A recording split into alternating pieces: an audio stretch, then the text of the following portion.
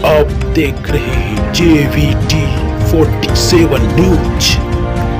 भारत के सबसे मशहूर स्प्रिंट मिल्खा सिंह का निधन हो गया। मिल्खा को दुनिया में फ्लाइंग सिख के नाम से भी जाना जाता था। उन्होंने ये नाम पाकिस्तान के पूर्व फील्ड मार्शल आयूब खान ने दिया था। मिल्खा सिंह की कई दिनों से कोरोना वायरस से जूझ रहे थे। 5 दिन पहले उनकी पत्नी का निधन हो गया था। मिल्खा एक शानदार एथलीट ही नहीं बल्कि एक बेहतरीन इंसान भी थे। बंटवारे के समय पाकिस्तान के गोविंदपुरा से भारत आना और फिर एथलेटिक्स में देश का नाम रोशन करने तक मिल्खा सिंह की जिंदगी में बहुत उतार चढ़ाव बने रहे। हालांकि उन्होंने हर हालत से जूझते हुए पहले सेना और फिर एथलेटिक्स की दुनिया में खुद को साबित किया। मिल्खा सिंह के लिए ट्रैक एक खुली किताब की तरह था जिसने उनकी जिंदगी को मकसद और मायने मिले, और संघर्ष के आगे घुटने टेकने की बजाय उन्होंने इसकी नींव पर उपलब्धियां की ऐसी अमर गाथा लिखी जिसने उन्हें भारतीय खेलों के इतिहास का युग पुरुष बना दिया।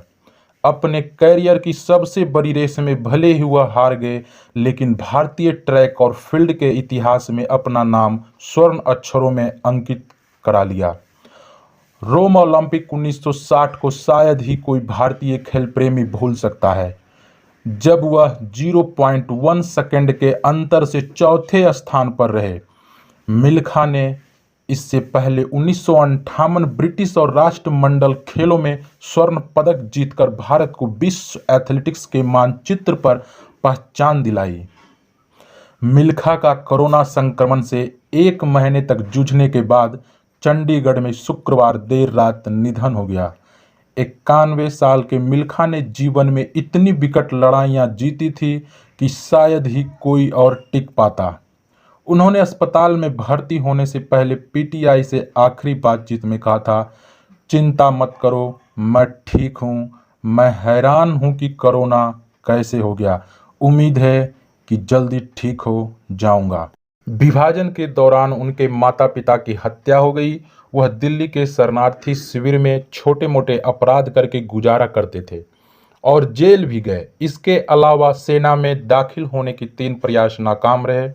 यह कल्पना करना भी मुश्किल है कि इस पृष्ठभूमि से निकलकर कोई फ्लाइंग सिख बन सकता है। उन्होंने हालात को अपने पर हावी होने नहीं दिया। आयूब खान ने उन्हें उड़न सिख की संज्ञा दी। उनकी कहानी 1960 की भारत पाक खेल मीट की चर्चा के बिना अधूरी रहेगी। उन्होंने रोम ओलंपिक से पहले पाकिस्तान के अब्दुल खालिक को हराया था। पहले मिल्खा पाकिस्तान नहीं जाना चाहते थे, जहां उनके माता पिता की हत्या हुई थी, लेकिन प्रधानमंत्री नेहरू के कहने पर वह गए। उन्होंने खालिक को हराया और पाकिस्तान के तत्कालीन राष्ट्रपति जनरल आयूब खान ने उन्हें उड़न सिख की संज्ञा दी।